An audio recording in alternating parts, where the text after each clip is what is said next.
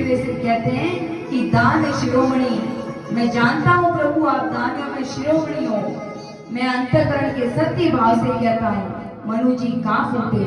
कहना तो ये चाहते थे कि मैं आपको अपना बेटा बनाना चाहता हूँ, लेकिन क्या ये कहते हैं कि चाहो तुम्हें समान सुख, आपके समान बेटा चाहता हूँ।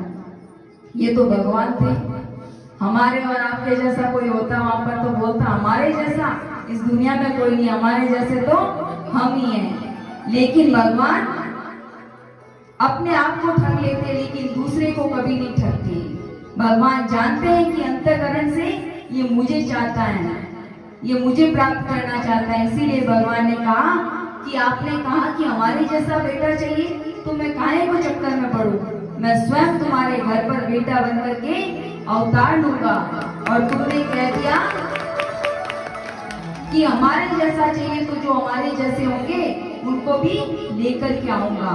और तुम पति पत्नी ने दोनों ने साथ में तपस्या की, इसलिए मेरे अकेले का जन्म नहीं होगा, मेरे साथ जगत जननी जानकी का भी जन्म होगा। फिर भगवान ने शत्रुपा जी के सामने देखा और कहा देवी वरदान मांगो।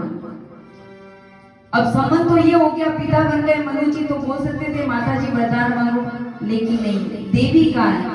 हो सकता है इनके मन में कोई इच्छा हो और हम इन्हें जबरन मम्मी बना लें। तो भगवान ने कहा कि देवी आप वरदान मांगिए, आप इनके वरदान से बंद मत जाना, जो आपकी इच्छा है वो वरदान मांगो। जैसे ऐसा कहा शत्रुपा जी की आंखों में आंसू आ गए। कहा कि यदि मैं कोई दूसरा वरदान मांगूंगी प्रभु तो मेरे पति का अपमान होगा।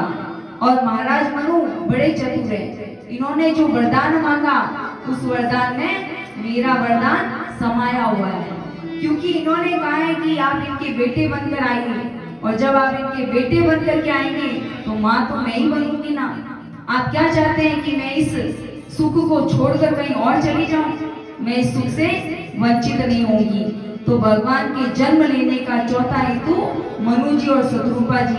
पांचवा हेतु आता है राजा प्रताप भानु, बड़े धर्मात्मा